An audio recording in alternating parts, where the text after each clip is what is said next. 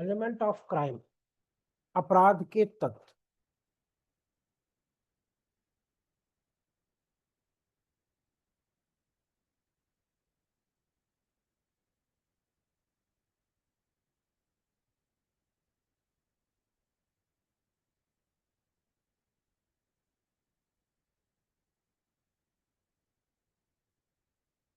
अपराध के तत्व में चार हैं। पहला है कि एक मानव जिसे एक विधिक बाध्यता के अधीन विशिष्ट ढंग से काम करना है। ठीक है, यानी कि एक मनुष्य होगा और जो एक विशिष्ट तरीके से विधिक बाध्यताओं के अधीन रहते हुए कार्य करेगा और जो दंड आरोपित करने के लिए उपयुक्त विषय है। पहला पॉइंट। तो यानी यहाँ पे इंग्लिश में हम लोग इसको लेते हैं ह्यूमन बीइंग। ह्यूमन बीइंग अभी लिखना नहीं, बाद में लिखा देगा। ह्यूमन बीइंग मानव।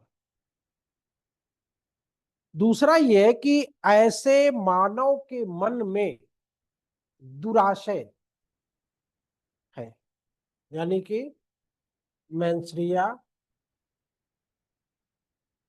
या इविल इंटेंट।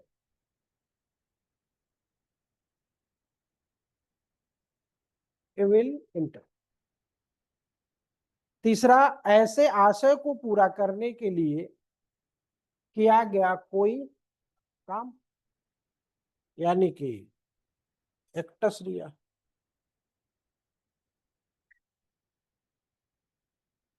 और फिर उसके बाद ऐसे कार्य द्वारा किसी दूसरे मानव या संपूर्ण समाज को, पर्टिकुलर या पूरी सोसाइटी, एक क्षति होनी चाहिए।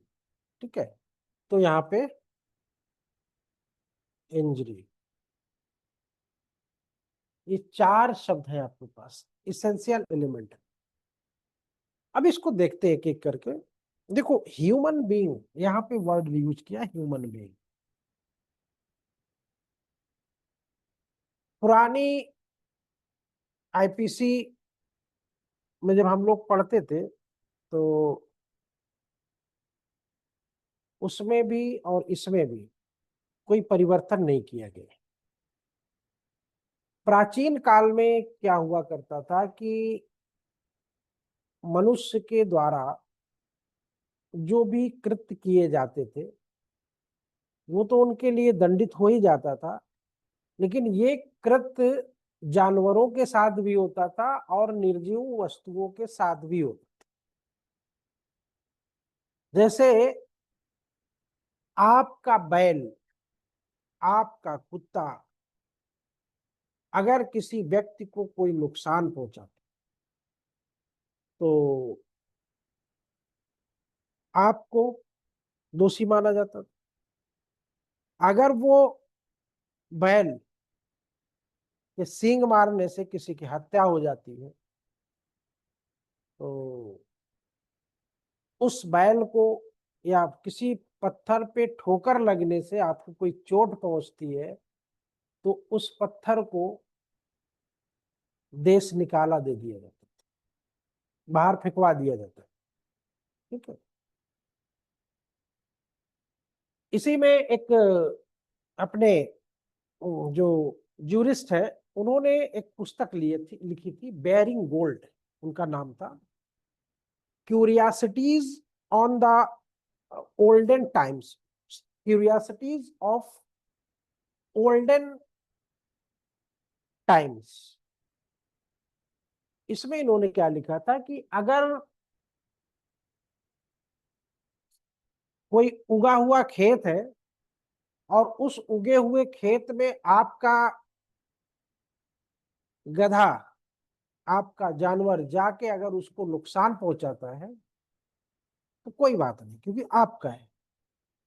लेकिन अगर किसी दूसरे व्यक्ति का गधा जाके आपके खेत को नुकसान पहुंचाता था तो दंड स्वरूप उसका एक कान काट लिया। किसका?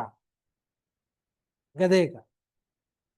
और अगर मान लो दूसरी बार वो गया तो बेचारे को दूसरे कान से भी हाथ धोना पड़ता। तो कहने का मतलब ये है कि उस जमाने में जो दंडात्मक स्वरूप था वो प्रतिशोधात्मक हुआ करता। क्या हुआ करता था? प्रतिशोधात्मक, जिसको रेट्रिब्यूटिव बोलते हो। प्रतिशोध की भावना पर ये चीज आधारित है। जैसे कभी आप देखिए, मानव के मस्तिष्क की जो एक्टिविटीज होती है वो देखिए, आप अपने में भी देखिएगा और सब में देखिएगा।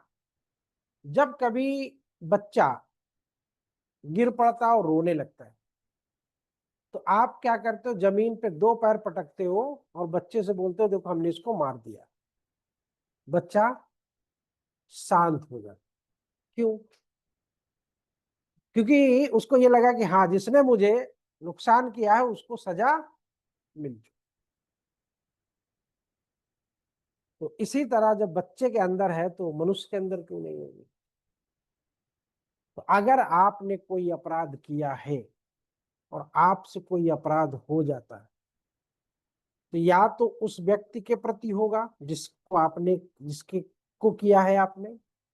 तो उस जमाने में क्या था कि दंड देने का अधिकार उसी व्यक्ति को दे दिया गया था कि तुम इसको पकड़ो, तुम्हारे एक झापड़ मारा, तुम भी एक झापड़ मारो। फिर उसके बाद ये काम समाज को दे दिया गया, पंचायतों को, कि इन जिन्होंने ये अपराध किया इनको क्या सजा दी जाए। फिर मॉडर्न युग में किसको दे दिया गया? कोर्ट। कोर्ट को दे दिया गया, न्यायालय, स्टेट को दे दिया गया कि अब स्टेट जो चाहे इस पे दंड दे। बात समझे कि नहीं समझे? तो यानी मनुष्य के किए गए कृत्यों का जो दांडिक स्वरूप था वो पहले रेट्रिब्यूटिव था, यानी मनुष्य के किए गए कार्यों का, कार्य का मतलब यहाँ पे अपकृत समझना या अपराध समझना, ठीक है, उस पे दंडात्मक जो स्वरूप था वो रेट्रिब्यूटिव था। लेकिन एक बात थी कि हमारे धर्मशास्त्रियों ने शायद इस बात को समझ लिया था, तो उन्होंने लॉ में इस तरह की, यानी कि जैसे बैल मार दे रहा है किसी को, कोई पत्थर, कोई चूहे खेत खा जा रहे हैं, कुछ भी, तो देश निकाला नहीं दे, या किसी व्यक्ति को इस तरह से दंडित नहीं कर, जब तक कहते थे जब तक कि इसका मन दोषी न हो। इसके कृत्य पे मत जाइए, इसके मन पे जाइए। तो हमारे प्राचीन आपराधिक विधि में ऐसी व्यवस्थाएं नहीं थी। ये इंग्लिश ब्रिटिश लॉ में, उसमें ये सारे एग्जाम्पल देखने को मिलते हैं। हमारा इंडियन लॉ इससे सेफ था।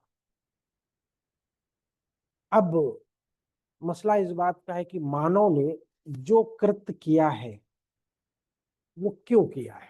प्रश्न यहाँ पे आता है, क्यों किया है? हमेशा आपने देखा होगा कि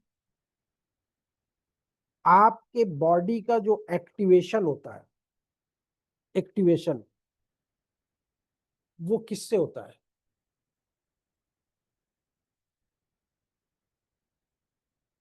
आपके बॉडी का एक्टिवेशन किससे होता है?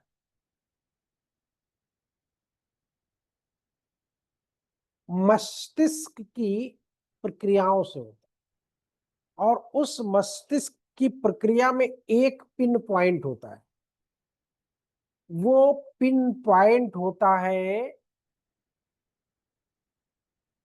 आशय, इंटेंशन। इंटेंशन, आशय। जब तक आपके मन में कोई आशय नहीं आएगा तब तक आप उस काम को अंजाम सिस्टमैटिकली नहीं दे सकते। और जब किसी काम को सोच विचार के साथ आप करते हो तो उसके परिणाम अलग होंगे और जिस काम को आप बिना सोचे विचारे करते हो उसके परिणाम अलग हो। बात समझ में आ रही है? जैसे आपके मन में कोई बात उठी, कोई भी बात उठी कि चलो रूम पे आज खाना बनाते हैं। अब क्या बनाते हैं अभी ये नहीं आया, खाली मन में क्या आया, चलो आज रूम पे खाना बना। आशय हुआ। अब 3-4 लोग हो या 2 लोग हो रूम पे, तो अब उन्होंने कहा यार मेरा मन कर रहा है। आगे ना बात मन की, बात उठती कहां से है, मन से उठती। इंटेंशन मन, चलो खाना बना। अगला कह रहा है क्या बना। अब बात शुरू हो गई, सिस्टमेटिकली अब चलने लगी। बोला चलो लौकी बनाते हैं। और थोड़ा से क्यूरियासिटी वाला बंदा है तो कह के चलो पनीर बनाते हैं। थोड़ा और आगे बढ़ के होगा, चलो चिकन बनाते हैं, है ना। तो अपने अपने हिसाब से एक दूसरे से मशवरा करते हैं। जब आपके मन में ये चीज आ जाती है तो अब उसी के अकॉर्डिंग आप एक्ट करोगे। उसी के अकॉर्डिंग एक्ट करोगे ना, उसके बाहर तो नहीं करोगे। अगर पनीर बनानी है तो चिकन लेने नहीं जाओगे, चले जाओगे, नहीं जाओगे। पनीर बनानी है तो मसाला लेने जाओगे ना, सब्जी मसाला तो नहीं लाओगे वहां पे, मीट मसाला, मीट मसाला पड़ता ना उसमें। तो पिन पॉइंट यानी कि जब भी कोई एक्ट होता है, एक्ट और इंटेंशन, ध्यान रखना, दोनों का जब तक कॉम्बिनेशन नहीं बनता है एक्ट और इंटेंशन का, कभी भी वो अपराध नहीं हो सकता। ये फाउलर बनाम फैजेट के केस में कहा गया था कि जब तक आपका एक्ट, कार्य और आपका आशय, इंटेंशन, यानी जिसको मेंशरिया बोलते हैं, अब वो दूषित भी हो सकता है, अभी उसको बताते हैं दूषित और कैसे होता है, तब तक वो अपराध नहीं हो सकता। संगामी हो, उसको हिंदी में बोलते हैं संगामी हो। कॉम्बिनेशन का मतलब होता है संगामी होना, एक दूसरे से मिला। अभी मैंने बताया ना कि इंटेंशन आया, खाली आशय आया कि ये करना चाहिए, शुरू हो गया। तो इसी तरह अपराध भावना भी होती है। अपराध भावना क्या होती है कि उसको मारना है। भाई लड़ाई तो सबसे होती है ना, एक दूसरे से होती रहती है, लेकिन क्या कोई ये सोचता है कि इसको मारना है। लड़ाई हुई भूल गए। लेकिन अगर किसी ने कहा कि नहीं इसे हमें मारना, उसके मन में आशय आया, अब वो क्या तलाश करेंगे, कैसे मारना है। तो कहने का मतलब सबसे पहली शुरुआत जो होती है वो आपके आशय से होती है। अब वहीं पे इस आशय को अच्छे में भी हम ले सकते हैं और बुरे में भी ले सकते हैं। आशय को हम अच्छे में भी ले सकते हैं और बुरे में भी ले सकते हैं, दोनों हो सकते। जैसे मान लो फॉर एग्जांपल, सचिन तेंदुलकर बहुत अच्छा बैट्समैन है, थे। अब कोई बच्चा उनको बैटिंग करते हुए देखता है, कोई बच्चा उनको बैटिंग करते हुए देखता है, प्रेरणा जिसको बोलते हो ना, मोटिवेशन, उस बच्चे के मन में आया कि मुझे भी सचिन तेंदुलकर बनना है। मोटिवेशन आया। जैसे आप लोगों के मन में किसी जज को देख के, किसी एपीओ को देख के मन में मोटिवेशन आया होगा, या किसी ने मोटिवेट किया मन में, या स्वेच्छा से मोटिवेशन आया हो, स्वेच्छा से ये बात हुई कि यार चलो कुछ बनते हैं। तो वो बंदा जब मन में आया है तो वो क्या करेगा, अब गुल्ली डंडा तो खेलेगा नहीं, खेलेगा बैट बॉल तो जाएगा, क्रिकेट का सामान लेने जाएगा, किट लेने जाएगा, स्टाम्प बैट ये वो सब लेके आ गया। प्रैक्टिस शुरू हो गई, मैच खेलना शुरू हो गया। एक दिन अगले टीम से विवाद हो गया, उसने बैट उठाया और जिससे विवाद हुआ उसके सर पे दे मारा, वो वहीं पे मर गया। अब यहाँ पे इंटेंशन शुरू में क्या था, अच्छा था, बाद में क्या बुरा हुआ उसका इंटेंशन?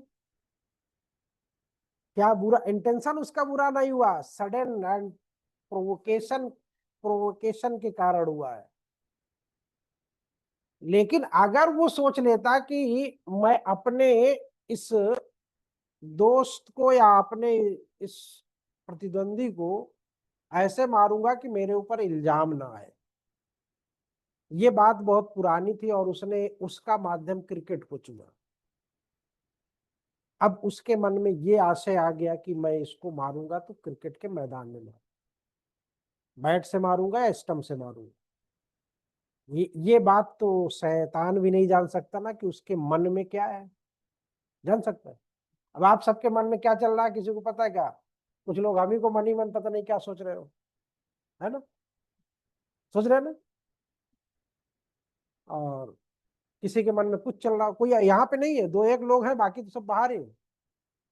शारीरिक रूप से यहाँ हो, मानसिक रूप से कहीं और हो। हाँ, सच बात है। तभी नहीं याद होता है, दिक्कत यही होती, तभी नहीं याद होता। तो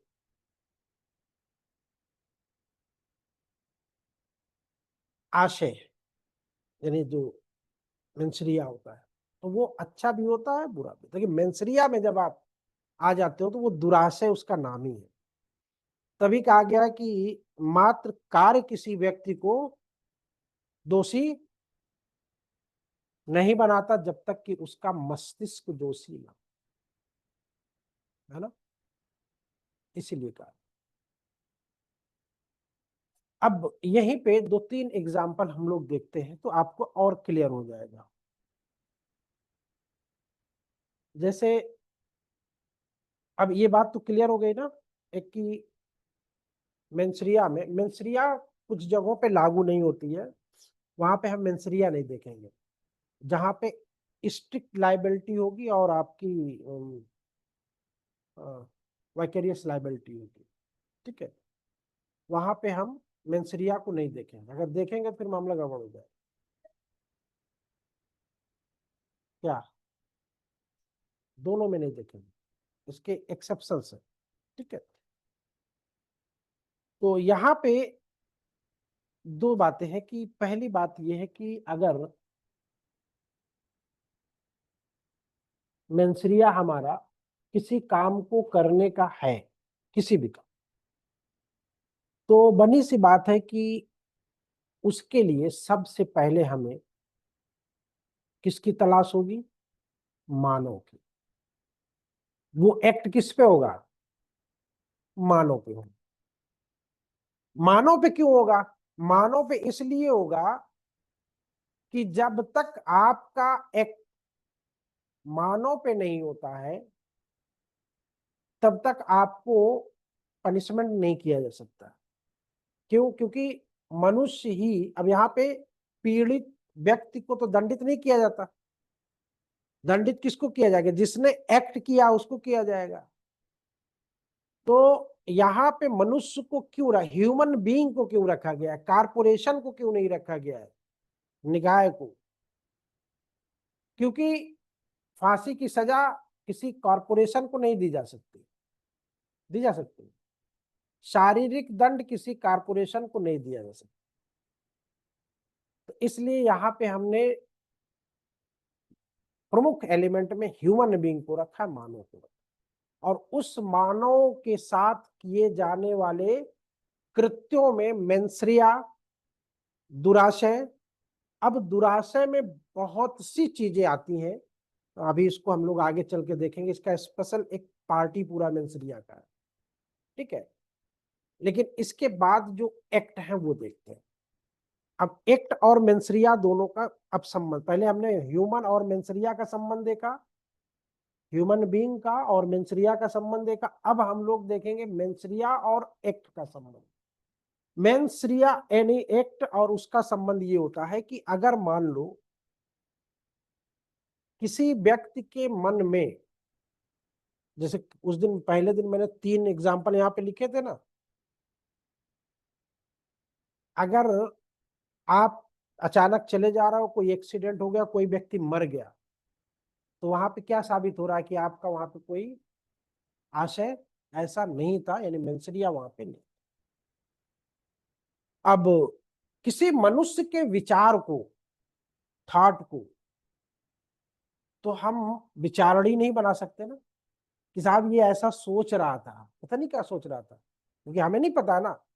ना आप, किसी और को पता है, वो तो सिर्फ आपको पता है ना। जैसे आप माचिस खरीदने गए दुकान पे, बगल में एक बहुत बड़ा गेहूं का ढेर लगा हुआ था।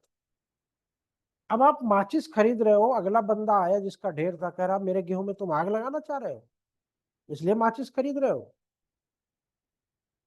तो जबकि ऐसा, वो माचिस क्यों खरीद रहा है ये तो वही जान सकता है ना कि वो क्यों खरीद रहा है। आप कैसे कह सकते हो कि मेरे गेहूं में आग लगाना तुम। तो जब तक उस एक्ट का होना दिखाई ना दे, दिखाई ना दे, आपके मन में क्या है, क्या सोच रहे हो, कोई मतलब नहीं। आप मार दीजिए जिसको जिसको मारना है, मन ही मन मार दीजिए, गोली मार दीजिए, बम मार दीजिए, रॉकेट मार दीजिए, जो मारना है मार दीजिए, आपको कोई सजा नहीं मिलेगी। लेकिन एक्ट अगर करोगे मारने का, तो आपको सजा मिलेगी कब? जब आपका दुराशय होगा तब। यानी कि किसी भी कृत्य को करने के लिए स्वेच्छापूर्ण कार्य या लोभ स्पष्ट रूप से होना चाहिए। स्वेच्छा, वायलेंटरली आपने कोई काम किया है या उसका लोभ किया, और किसका किया? जो फॉरबिडन है, जो निषिद्ध है। कल डिफिनेशन याद है कल की? निषिद्ध और आदेशित किसकी डिफिनेशन है? बोला था ना। ब्लैक स्टोन की क्या है? कल पहली डिफिनेशन जो लिखाए थे, बोले थे, ब्लैक स्टोन की क्या थी?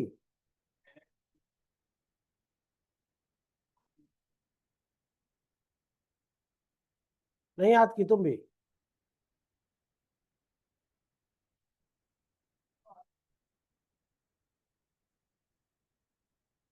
रसल, इन्होंने कहा कि आपराधिक कृत्य जो होता है, एक्ट, आपराधिक कृत्य जो होता है, मानव आचार का भौतिक परिणाम बताता है।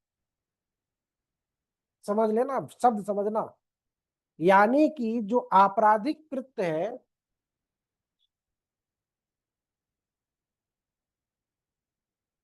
ये मानव आचार का भौतिक कृत्य, समझ रहे हो ना? भौतिक और मानसिक, भौतिक और मानसिक समझ रहे हो? पहले ये बताओ, नहीं समझ रहे? तुम्हारे मस्तिष्क में क्या चल रहा है, ये भौतिक है कि मानसिक है? मानसिक है। जो मन में चल रहा है उसको अभी यहाँ पे प्रेजेंट कर दीजिए, भौतिक हो जाए। मन में जो चल रहा है, दो घूंसा मारने का मन कर रहा है किसी को, मार दो पीछे, भौतिक हो जाएगा। किताब फाड़ने का मन कर रहा है, फाड़ दो, भौतिक हो जाएगा। तो ये मानव आचार भौतिक कृत्य। आपराधिक नीति जब ऐसे कृत्य को, आपराधिक नीति जब ऐसे कार्य को पर्याप्त हानि मानती है, तब इस कृत्य का किया जाना पीड़ा के दंड से निषिद्ध कर दिया जाता है। यानी अगर आपने किसी को दो घूंचे मार दिए, दो मुक्के मार दिए, तो उसको दर्द होगा कि नहीं होगा? तो अब जब दर्द होगा तो किसी न किसी व्यक्ति को दोबारा आप ना मारो, इसके लिए आपको क्या किया जाएगा? दंडित किया जाएगा, दोबारा आप इसको मत मारो। तो ये कृत्य होता। फिर इन कृत्यों के अतिरिक्त दंड देने के विधि से इनकार करने में चार बातें और होती। पहला ये होता है कि मात्र निष्क्रियता के विपरीत, निष्क्रियता समझ रहे हो ना, इनएक्टिविटी के विपरीत विधि केवल सकारात्मक आचरण से संबंधित। अभी इसको समझना है। ये क्या कहता है कि निष्क्रियता के विपरीत केवल सकारात्मक आचरण से संबंध है, यानी पॉजिटिव थिंग्स है। दूसरा, विचारों और आशयों के विपरीत, विचारों और आशयों के विपरीत। विधि केवल कृत्य को निषिद्ध करता है, विधि केवल कृत्यों को निषिद्ध करता है। तीसरी बात यह है कि अनैच्छिक आचरणों एवं शारीरिक अवस्थाओं के विपरीत, अनैच्छिक आचरणों और शारीरिक अवस्थाओं के विपरीत केवल कृत्यों को दंडित करता है। मनुष्य केवल अपने आचरण के लिए दंडित होता है, दूसरों के आचरण के लिए नहीं। ठीक है। अब इसमें अवैध लोप का नाम सुना होगा, अवैध लोप भी शामिल है, उपेक्षा भी शामिल है। तो यहाँ पे 2-3 एग्जाम्पल हम आपको देते हैं। अवैध लोप और उपेक्षा क्या हो? ये अवैध शब्द जो है किस सेक्शन में है, किस डेफिनेशन क्लास में? अवैध, इलीगल, 2:15 में, 2:15 में डिफाइंड है।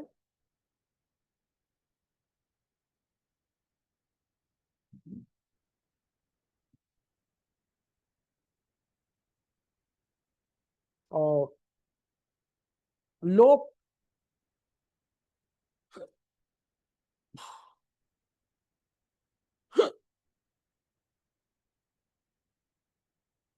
ओमिशन, ओमिशन भी है कहीं पे?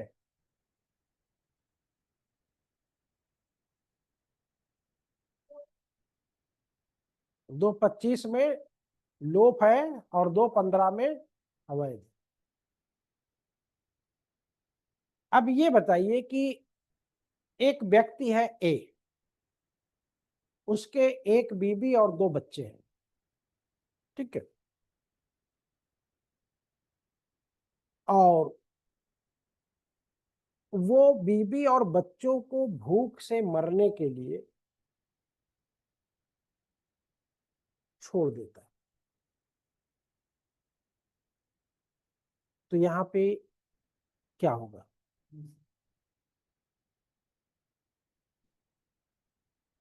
क्यों? दायित्व, कल वाली शब्द आ गया ना, क्योंकि उस व्यक्ति की लायबिलिटी है कि वो अपनी पत्नी और बच्चों का भरण पोषण करे, है ना। अच्छा, एक बात बताओ, ये सोसाइटी किस लिए जरूरी है? सोसाइटी, इसका क्या मतलब? क्यों जरूरी, सोसाइटी क्यों जरूरी? सोसाइटी की क्या आवश्यकता है?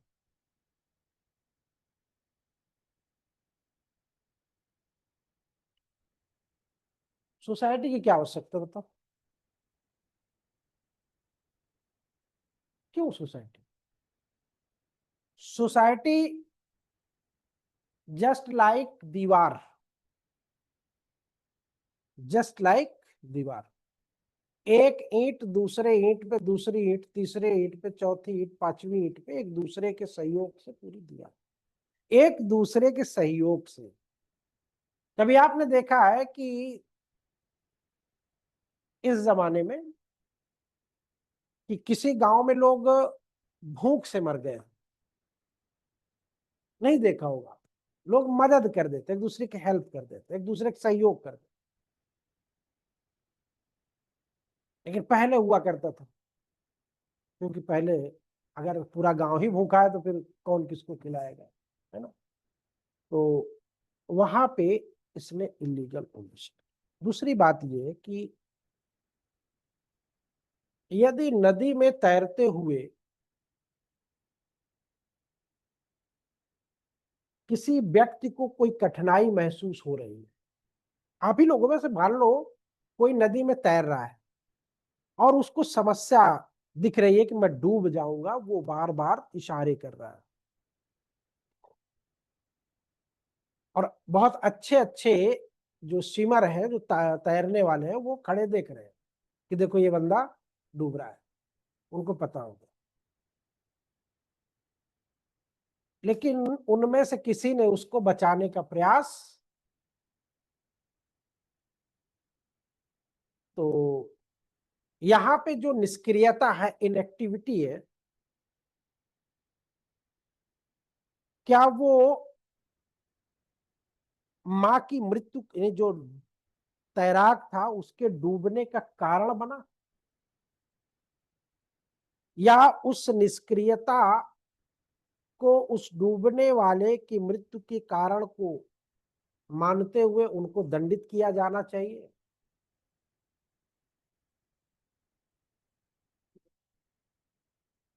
बोलो। हाँ,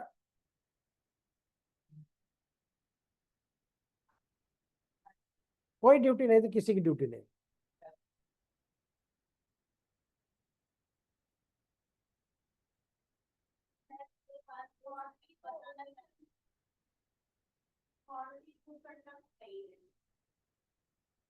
तो यहाँ पे नैतिकता वैतिकता काम नहीं करती, ठीक है। क्यों गया, डूब गया, जाने दो, हम बहुत अच्छे तैराक थे, नहीं बचाया, क्या कर लोगे? कुछ नहीं कर सकते, ठीक है। लेकिन अगर उसी सिचुएशन को उलट दिया जाए, उस सिचुएशन को उलट ऐसे दिया जाए कि वही व्यक्ति जो अच्छा तैराक है, उसने ना तैरने वाले को धक्का मार दिया और वो गिर गया, और गिर के तैर नहीं पाया, तैरते तैरते वो डूब के मर गया, तब यहाँ पे क्या होगा? वो उसके मृत्यु का आधार बन गया ना।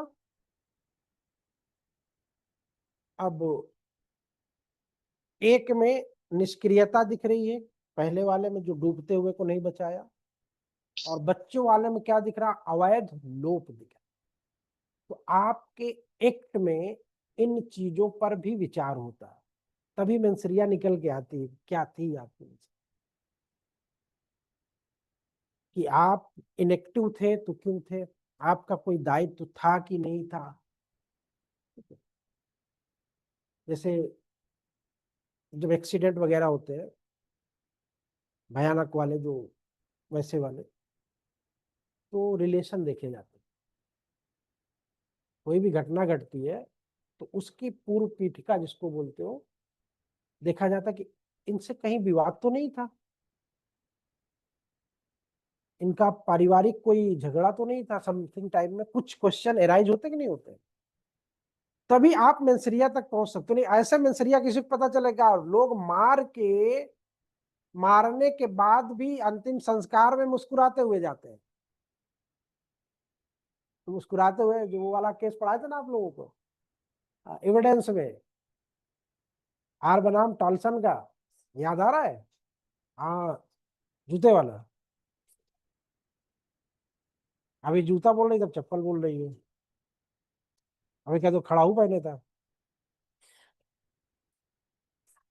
हाँ, आर बनाम टॉल्सन में था ना, मारा भी और गया भी अंतिम संस्कार में, है ना। तो ये ना पता चले कि मैं ही मारा हूं, तो लोगों को शक ना होने पाए ना। लेकिन मंसरिया खोजने के लिए बहुत सी चीजें से जो है ना, मछली पकड़ने के लिए जाल डाला जाता है ना। छोटी हो चाहे बड़ी हो, कोई निकलने ना पाए अगर फंस गई तो। वही चाहिए। तो ये आपका एक्ट जो है,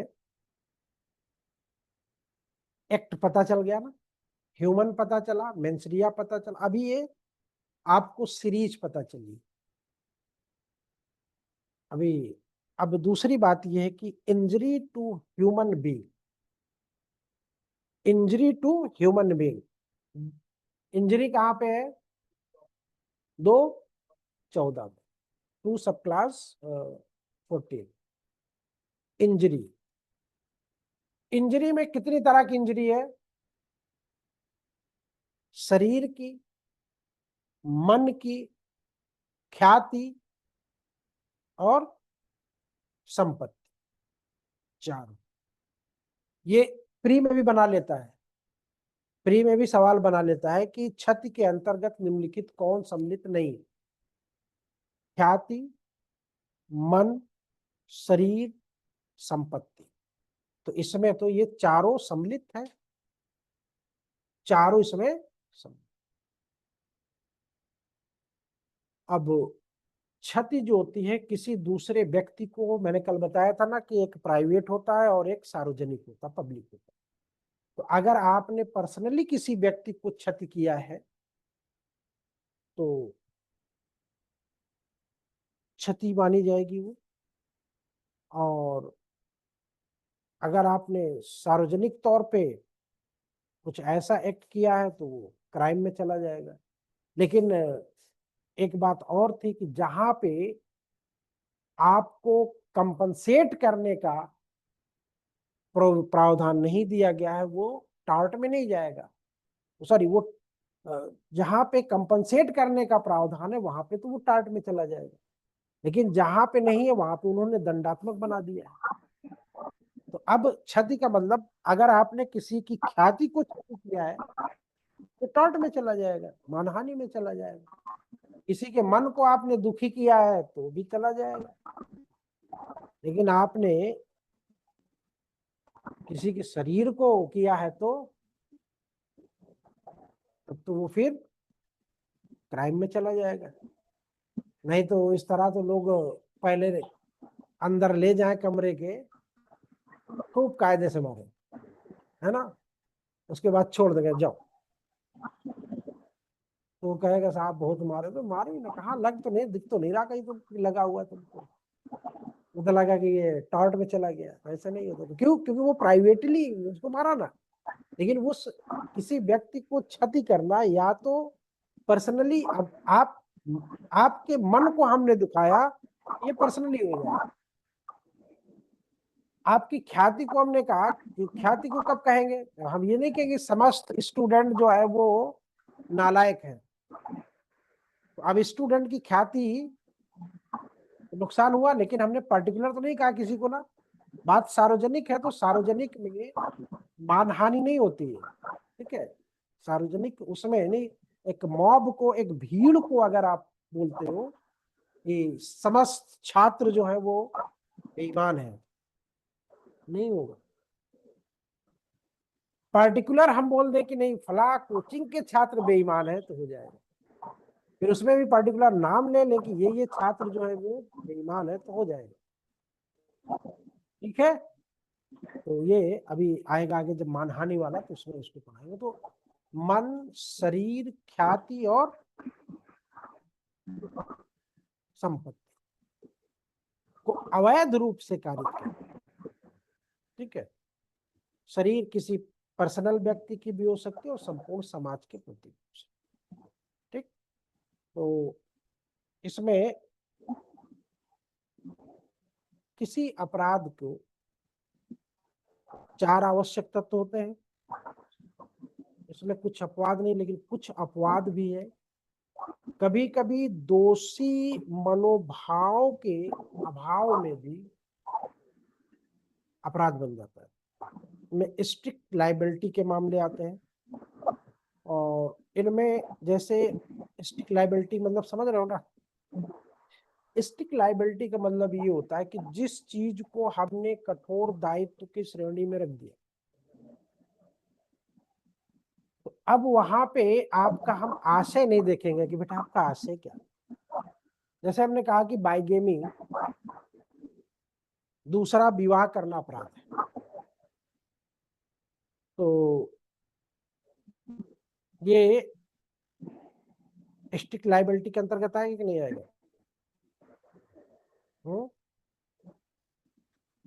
अब यहाँ पे मेंसरिया देखा जाएगा। मेंसरिया आप देखोगे तो बता ही ले जाएगा कि साहब ये था, साहब वो था, खाना नहीं मिल रहा था, ये था वो था, मैंने दूसरी शादी कर लिया। मना, विवाह को स्टिक लाइबिलिटी के अंतर्गत मना किया, ठीक है। फिर उसके बाद कुछ जो इनक्वेट ऑफेंस जान रहे हो? इनक्वेट ऑफेंस, हाँ,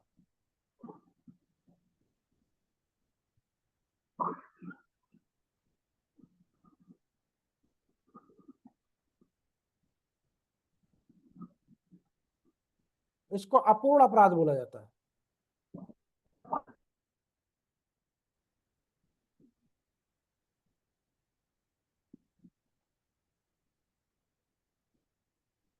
देखो एक्चुअली बता देना कि अभी आप लोगों को अगर समझ रहे होगे तो अच्छा लग रहा होगा, नहीं तो बोरिंग लग रहा होगा। क्यों? क्योंकि ये टॉपिक कोई पढ़ाता नहीं है, कहीं पे भी पढ़ाया नहीं जाता, और शुरू से लेके आपके सेक्शन 1 से शुरू हो जाता है। लेकिन जब तक ये टॉपिक आप नहीं पढ़ोगे, आईपीसी जिंदगी भर पढ़ोगे, याद करना पड़ेगा, समझ में नहीं आएगी, खाली रटोगे, सेक्शन रटोगे, भूलोगे, रटोगे, भूलोगे, चीजें क्लियर नहीं होगी। अब ये वाला जो टॉपिक आप अगर पढ़ लोगे तो ऑटोमेटिक आप प्रॉब्लम का सॉल्यूशन खुद लाने लगोगे। लेकिन कब? जब यहीं पे शारीरिक और मानसिक दोनों दृष्टि से यहीं रहोगे तब। ठीक है, शारीरिक और मानसिक दृष्टि से यहीं रहोगे मतलब समझ रहे हो? ध्यान से सुनो और समझो। ठीक है, इनक्वाइट ऑफेंस में होता है अटेम्प्ट, अबेटमेंट और कॉन्स्पिरेसी, तीन।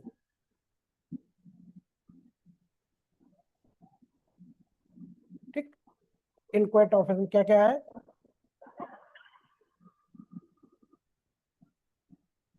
अबेटमेंट,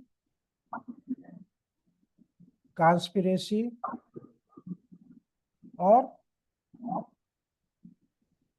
अटेम्प्ट, प्रयत्न।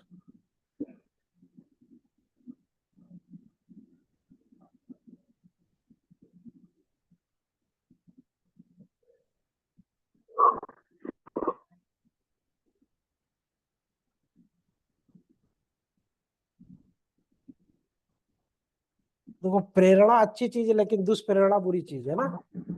आशय अच्छी चीज है, दुराशय बुरी चीज है ना। तो इसी में सब शामिल है।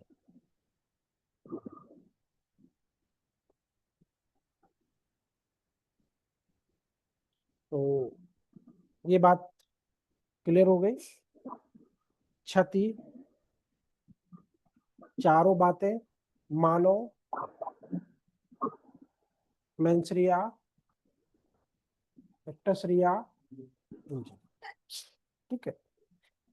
अब आते हैं हम लोग स्पेशली मेंसरिया। एक विल होती है, विल, विल का नाम सुना? इच्छा। एक वोलिशन होता है, वोलिशन, विल, वोलिशन और इंटेंशन।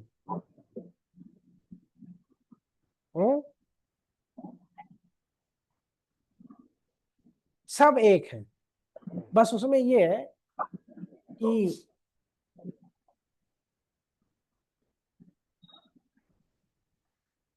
थोड़ा से बढ़ता चला जाता है। जब हमने इच्छा कह दिया तो इच्छा बड़ी बात हो जाती है ना।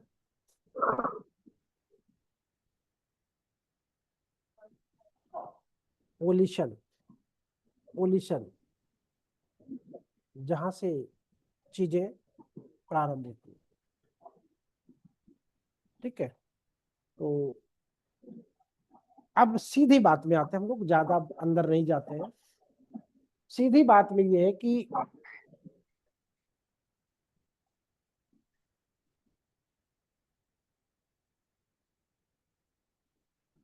अब हम यहीं पे आपको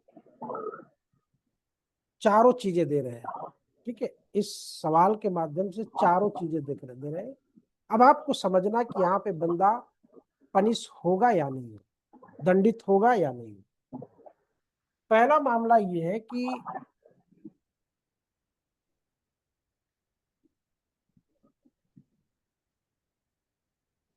एक व्यक्ति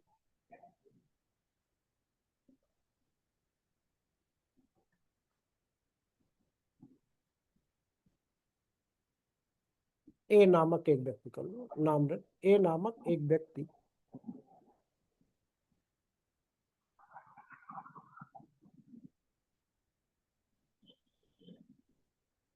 रात के अंधेरे में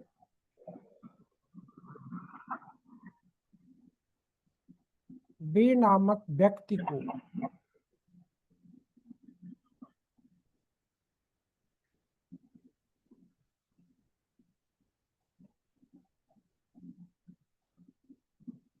भूत समझकर मारा। भूत समझकर मारा। अब यहां पे कुछ चीजें समझ में आ रही हैं। किसको मारा? मानव को मारा। क्या समझ के मारा? भूत समझ के मारा। इंटेंशन उसका क्या होगा? पॉजिटिव होगा, निगेटिव होगा? निमेंसरिया उसका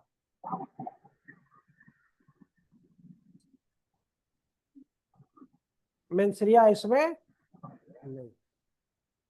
ठीक। दूसरी चीज, दूसरा,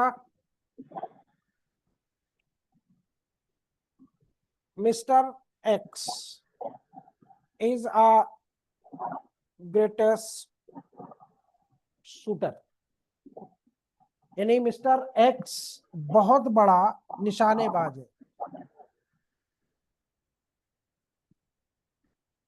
उसने बी के सिर पर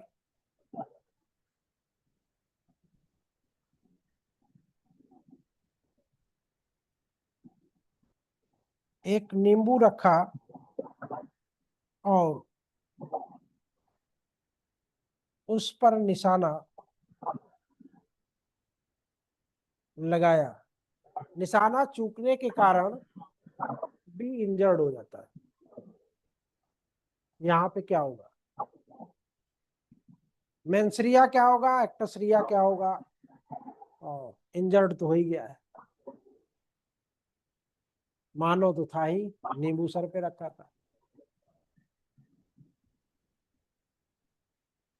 तो यहाँ पे निशानेबाज को कुछ रेमेडी मिलेगी या नहीं मिलेगी?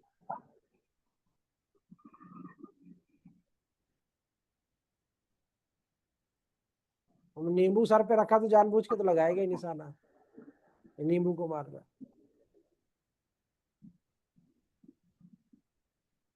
हाँ, कंसेंट भी है, ये सारी चीजें ध्यान देना है। कंसेंट से किया है तो, और वो एक्सपर्ट भी है, ये भी ध्यान रखना, एक्सपर्ट भी है।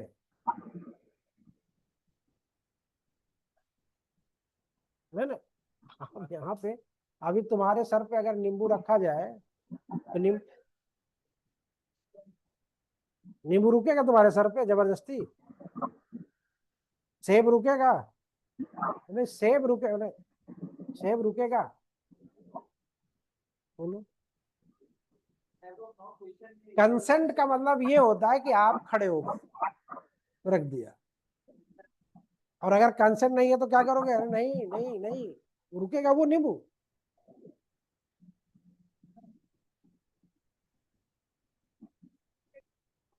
हाँ, इंड्यूस करके, थ्रेट करके। लेकिन जब ये शब्द आएंगे तब ना, तब ये चीज देखा जाएगा ना कि उसको धमका के उसके सर पे नींबू रखा, फिर निशाना लग, तो फिर यहाँ पे उसका मेंसरिया आ जाएगा। लेकिन यहाँ पे उसका मेंसरिया नहीं है, क्योंकि वो कौशल से परिपूर्ण था, निशानेबाज। वो अपने कौशल का प्रदर्शन कर रहा था और कौशल के प्रदर्शन में उससे धोखा हो गया। इसी तरह एक व्यक्ति क्रिकेट मैच देखने जाता है टिकट लेके।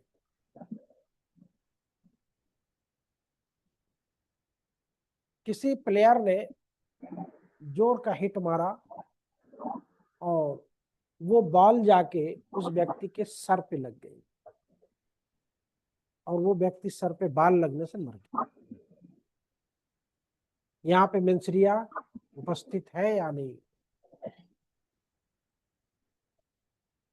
कुछ चीजें अभी एक्सेप्शन में भी हम लोग देखें। ठीक। तो उस दिन जब हमने कहा था कि मिस्टर अखिलदीप कट्टा लेके किसी व्यक्ति के पीछे पीछे जा रहे थे और मौका मिलते हुए उसको गोली मार दी, तो यहाँ पे मिस्टर अखिलदीप का इंटेंशन था इनका एक्ट मेंसरिया से परी हो। ठीक है।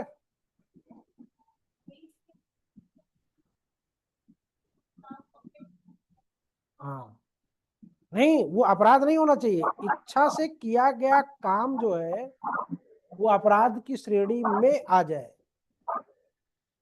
नहीं है। जैसे अभी मैंने बताया ना, पहला एग्जाम्पल मैंने दे दिया। दूसरा एग्जाम्पल ये है कि वहीं पे मान लो सौम्या है, स्कूटी से आ रही है और कोई टकरा गया और टकराने से वो व्यक्ति मर गया, तो सौम्या का इंटेंशन क्या था, निमेंसरिया इनका क्या था, कुछ नहीं था, लेकिन आदमी तो मर गया ना, तो मरना तो अपराध है ना, किसी को मारना अपराध है कि नहीं अपराध है। तब इनके इनके ऊपर क्या होगा, अखिलदीप के ऊपर क्या होगा, सौम्या के ऊपर क्या होगा। हाँ, और इसमें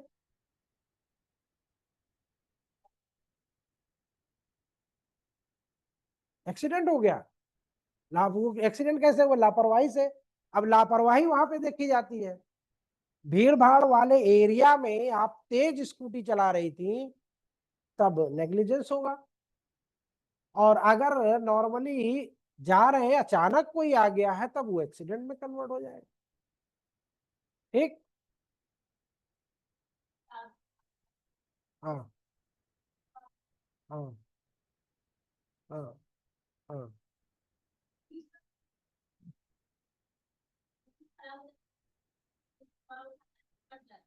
इंटेंशन नहीं था वहां पे, उसका मारने का नहीं था। ना, वो घोर उपहत्या का हो सकता है, लेकिन वो हत्या का नहीं होगा। ठीक है। हाँ, आशय क्या था, वो तो जादू दिखा रहा था ना। फिर उसी तरह तीसरा इलस्ट्रेशन क्या था कि मजाक ही मजाक में किसी को आपने धक्का मारा और पहाड़ से वो गिरा और वो मर गया, तो वहां पे भी आपका आशय नहीं था। ठीक। नहीं, आशय का मतलब यहाँ पे ये है कि अब उत्तराखंड वाले पहाड़ ना हो, ये भी देख रहा है। अब यहीं से फिर आपका मंसूरिया पकड़ में आता है, मेघालय वाला चले गया, मेघालय वाला। हाँ, तो अब देख रहा ना, जैसे यहीं से ऊपर से तुम कभी कहा देखो, उधर कौन का देखो क्या है, उधर फेंक दे नीचे, क्या होगा, कुछ ना कुछ है, मंसूरिया है कुछ ना कुछ, चाहे चोटिल करने का हो, चाहे मारने का, कुछ ना कुछ हो, आशय तो है कुछ ना कुछ। ऐसे कोई किसी को क्यों फेंकेगा भाई, फेंक देगा। अब इसी को एक जनरल फॉर्म में देखते हैं। कभी कभी जब भूख लगी होती है और रास्ते में भूख मिटाने के तमाम साधन रहते हैं, तमाम साधन रहते हैं ना, होटल देखे तो, फल वाले को देखे तो, जूस वाले को देखे तो, चाय वाले को देखे तो। अब ये चारों सिचुएशन में हमको ये बताओ, कौन कौन सी वैरायटी आती है, कौन कौन सी वैरायटी आती है। फल वाले को देखते हो तो मिठाई खाने का मन करता है, जूस वाले को देखते हो तो रसगुल्ला का रस याद आता है,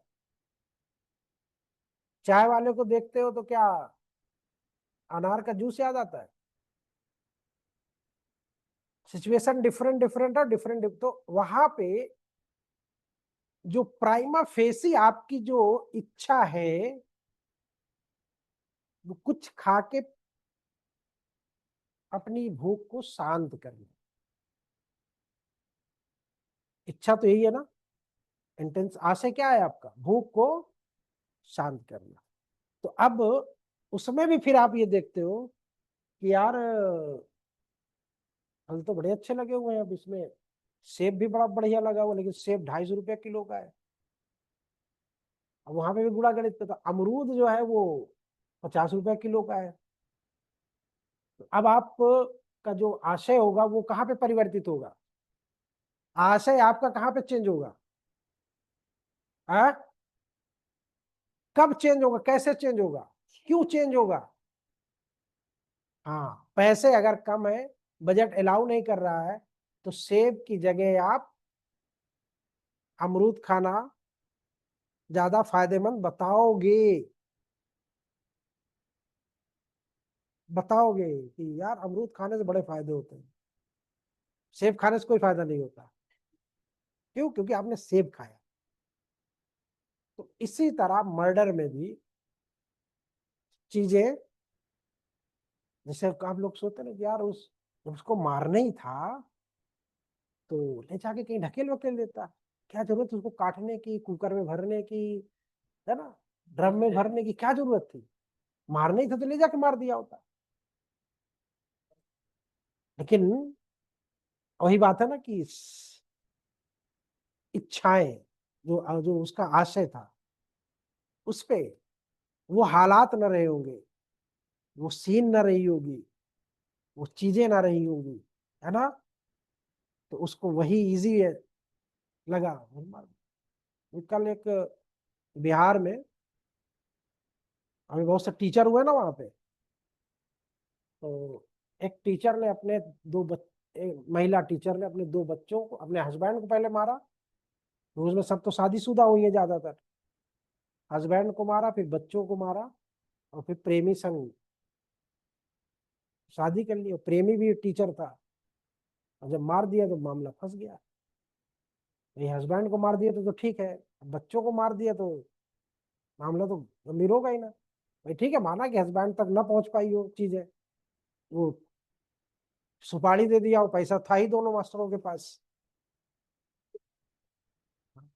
लेकिन अब बच्चों को मरवा दिया तो लोगों की शक की सुई जो है वो बराबर चलेगी अब। कोई भी महिला अपने बच्चों को जल्दी से नहीं मरवाती, मरवा देती, आजकल मरवा देती। तो आजकल की महिला है, इनका मेंसरिया बहुत तगड़े से चेक करना पड़ेगा, है ना, इनका जो आशय है बहुत तगड़े से चेक करना हो। अब एक बात और बता देंगे तो आप कहोगे सर फिर पढ़ाई क्यों थे आप? इंडियन पिनल कोड में या बीएनएस में आपका मेंसरिया नहीं लागू होता है, ठीक? फिर लागू क्या होता है? पढ़ाने का मतलब ही क्या था जब लागू नहीं होता है? तो आपके उस मेंसरिया के जगह पे आईपीसी में कुछ शब्द दिए हुए, बेईमानीपूर्ण, उपेक्षापूर्ण, और है, हाँ, और ये आपका वायलेंटरली, हाँ, नहीं, 8-10 शब्द ऐसे दिए हुए हैं जिनके माध्यम से हम मेंसरिया को पकड़ लेते हैं। तो हमारे आईपीसी में मेंसरिया नहीं लागू होता। अब मेंसरिया ब्रिटिश लॉ की देन थी, उसमें यही था कि इस मेंसरिया के आने से क्या हुआ कि जो जानवरों को हम देश निकाला देते थे वो बंद हो गया, जो गलत लोगों को पकड़ते थे अब वो सही लोगों को पकड़ने लगे, यानी कि जो इसका रियल का रिस्पॉन्सिबल होगा उसको पकड़ने लगे, और नहीं रिस्पॉन्सिबल है तो उसको छोड़ दिया जाने लगा, है ना। क्यों? क्योंकि उसका मन ही दो, जब जैसे तीनों सिचुएशन में देखा ना, एक्सीडेंट करके बैठी है, वो दौड़ा के मारे हैं, तो दोनों में अंतर है ना, वो हंसी हंसी में ढकेल दिए, तो तीनों में सिचुएशन में अंतर है कि नहीं है? तो अगर हम पुराना ही मान के चलते तो तीनों को सजा होनी चाहिए थी, क्योंकि तीनों का परिणाम तो तीन व्यक्तियों की मौत है, तीनों के माध्यम से है, तो फिर एक को सजा होगी तो फिर तीनों को होनी चाहिए।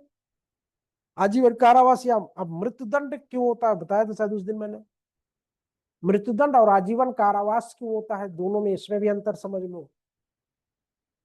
किसी भी व्यक्ति को मेंसरिया मतलब कि बेईमानी पूर्ण, दुराशय पूर्ण, ना, या आपका ये एक शब्द और है उसमें, वा, हाँ, वायंटली, है ना, वो है। तो यहाँ पे किसी की मृत्यु हुई, तो अब मृत्यु में आपको सजा होगी, सजा क्या होगी, आजीवन होगा या मृत्युदंड होगा। तो ये मृत्युदंड और आजीवन का भेद कैसे करोगे? मान लो आप जज हो, ठीक है, तो आप जज हो तो आप किसी को मृत्युदंड की सजा कैसे दिलाओ?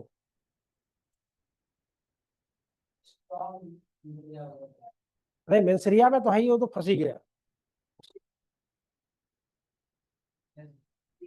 रेयरेस्ट ऑफ,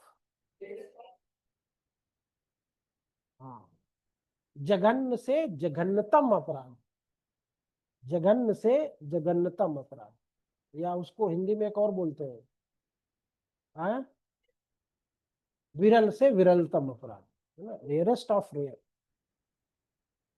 उस समय फिर आपको ये नहीं सोचना कि इसको हम आजीवन दे कि मृत्युदंड दे, आप आंख बंद करके मृत्युदंड की सजा दे दो। क्यों? जैसे अभी, अच्छा है एग्जाम्पल, बहुत आ गया इधर, तो बड़ा खोजना पड़ता था। अब जैसे उसने अपने हस्बैंड को मारा, मारने के बाद उसको काटा, काटने के बाद उसको ड्रम में डाला, ड्रम में डाल के उसको सील किया, तो ये रेयरेस्ट ऑफ रेयर है, जघन्य से जघन्य, मतलब, हाँ, ज्यादा क्रिएटिव थे। हम्म।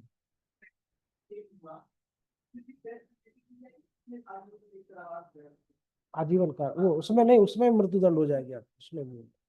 अगर एक में मान लो आपको आजीवन कारावास दे दिया गया है, ठीक है, आप मौका पाते दूसरी हत्या कर दे रहे हो, तो आपको फिर समाज में रहने का कोई अधिकार नहीं है। तो दंड का यही प्रोविजन होता है कि ये व्यक्ति समाज में रहने योग्य नहीं है, इसलिए इसको समाज से बाहर ही कर दो, इसीलिए मृत्युदंड दिया गया। तो रेयरेस्ट ऑफ रेयर, ठीक है, विरल से विरलतम या जघन्य से जघन्य, ठीक है।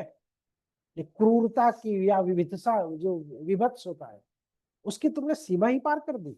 भाई मारा तो ठीक है, मार दिया तुमने, बलि दे दिया, ठीक है, अब बलि दे के उसके बाद उसके बेचारे के, है ना, ज्यादा हो गया, है ना, वो राजा राजा कितना खुश रहा होगा उस शादी से, है ना, उसको क्या पता था। बहुत दयनीय स्थिति आ रही है। हाँ?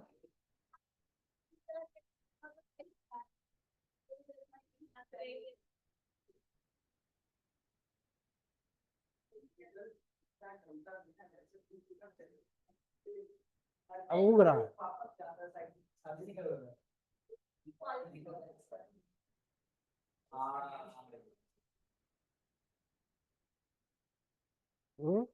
क्या हुआ? चलिए, ये तो हो गया स्पेस। कौन सा पुरुष?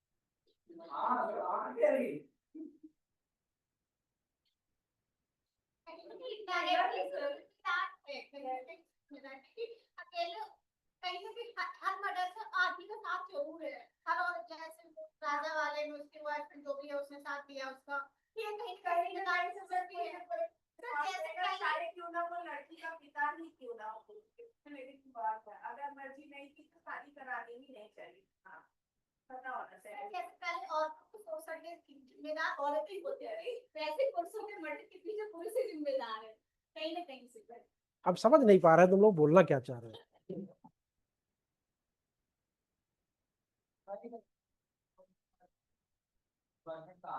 देखो, एक बात बताएं,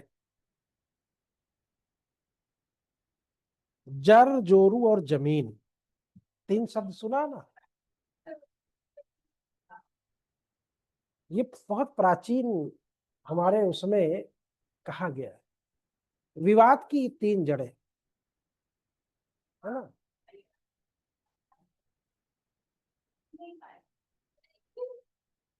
अब ये इसमें अब गार्ड को तो हम नहीं कह सकते, गार्ड भी दोषी है। जैसे वो एक गाना आपने सुना होगा कि, कौन सा, जिसमें ये बोलता है ना कि हुस्न पे इतना गुरूर न कर, ऐसा कुछ है ना। हाँ, तो ये गॉड ने महिलाओं को कुछ ऐसे चीजें दे दी हैं, अट्रैक्शन ऐसा दे दिया है पुरुषों में और महिलाओं में, दोनों में। ये अट्रैक्शन नामक जो चीज है ना, यही दोषी है। और कोई दोष है ना, पुरुष दोषी है ना महिला दोषी है, वो अट्रैक्शन दोषी है। अब वो अट्रैक्शन में ज्यादा दोष किसका, ये देखना है हम ना पुरुष को दोषी मानेंगे ना महिला को दोषी मानेंगे। अगर पुरुष स्मार्ट है, कहीं पार्टी में जा रहा है, तो उसको क्रीम लगाने की क्या जरूरत है, उसको फेशियल कराने की क्या जरूरत है? जब तुम जानते हो कि हम स्मार्ट है तो तुम्हें क्या जरूरत कराने की? अब जब तुम फेशियल करा के स्मार्ट बन के जाओगे, तो बनी सी बात है कि अट्रैक्शन होगा किसी ना किसी का, और वही अट्रैक्शन बाद में चल के अपराध का रूप धारण कर सकता है। यही चीज उल्टा भी कर लो, हम एक पुरुष को ही नहीं बोल रहे हैं, उल्टा भी कर लो।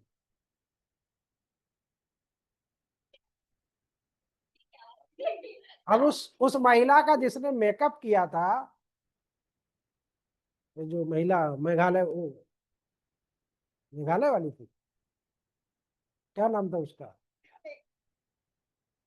हाँ सोनम, हाँ। देख रहे हो उसको?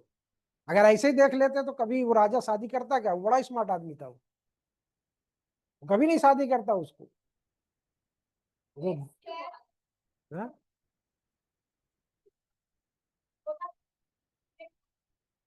तो ये अट्रैक्शन होता है, तो इसमें हम ना तो पुरुष को दोषी कह सकते हैं ना तो महिला को कह सकते हैं। अट्रैक्शन होता है, और वो अट्रैक्शन जो होता है ना, वो कुछ भी करा सकता है।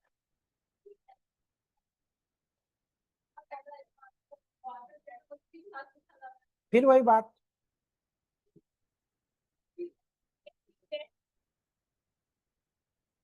है,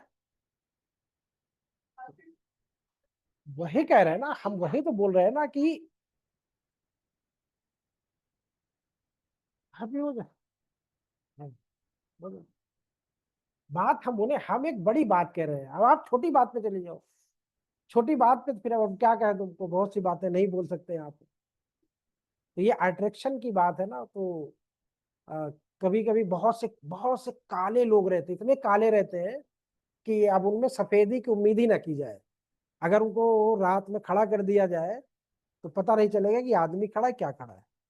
और उनकी वाइफ को देखो, जस्ट अपोजिट रहता है। अब हाँ, और अब उसको देख के वो लोग जलते हैं जो अपने आप को बड़ा स्मार्ट और गोरा समझते हैं, उनकी बीवी सांवली होती है। ये काले को इतनी साफ मिल गई और साफ को इतनी काली मिल गई। तो ये सब कुदरती निजाम होते हैं, इसको बोला जाता है गॉड गिफ्टेड चीजें होती है। और जिसके साथ जो होना है वो होके रहेगा। अब लाख कोशिश कर लो, देखो विमान हुआ ना, उसको बचना था, वो बच गया। एक विमान क्रैश से आज तक कोई बचा है? कोई नहीं बचा ना। लेकिन वो बच गया, एक उदाहरण उसने पेश कर दिया। क्योंकि जिसको राखे साइया मार सके ना कोई, वो कहावत सुना ही होगा आपने, बात सच है। ठीक, तो ये चीजें ठीक है। समाज चलता है थोड़ा अंडरस्टैंडिंग से। देखो होता क्या ना, अब जैसे दो टीचरों का मैंने उदाहरण दिया, तो उस वक्त उस जोश में तो वो कर गए, हस्बैंड को मरवा दिया, बच्चों को मरवा दिया। अब क्या हाल होगा? तो पढ़े लिखे लोग उस चीज से आगे समझ नहीं सकते क्या? अब क्या हाल होगा? अब तो जेल में होंगे दोनों। कब छूटेंगे कब नहीं छूटेंगे क्या भरोसा? और घर वाले भी बेल करवाए कि ना करवाए, कोई जरूरी नहीं है। क्यों? क्योंकि तुमने ऐसा काम ही किया है जो अक्षम में है। और एक टीचर होते हुए सबसे बड़ा कलंक ये भी है ना। तो बहुत सी चीजें हैं। ठीक है, तो आप लोग सावधान रहिए, सतर्क रहिए। सावधानी आपकी, क्या बोलते हैं उसको? नहीं, वो क्या क्या लिखा जाता है? हाँ, सावधानी घटी दुर्घटना घटी। सावधानी ही उचित उपचार है इसका, बाकी और कुछ नहीं। सावधान।